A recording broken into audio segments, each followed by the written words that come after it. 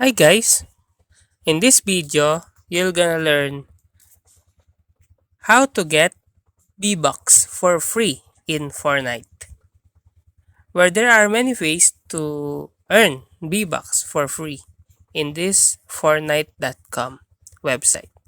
First is daily logins.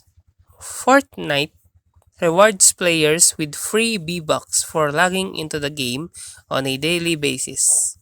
The amount of V-Bucks earned increases the longer you log in consecutively, up to a maximum of 100 V-Bucks per day.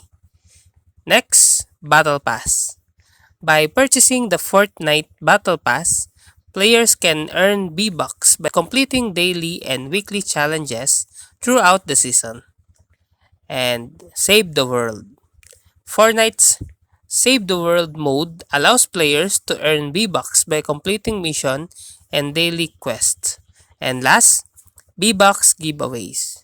Occasionally, Fortnite will hold V-Bucks giveaways through official channels such as social media or live events. So be alert and watch for giveaways that Fortnite will give you on social media or any live events.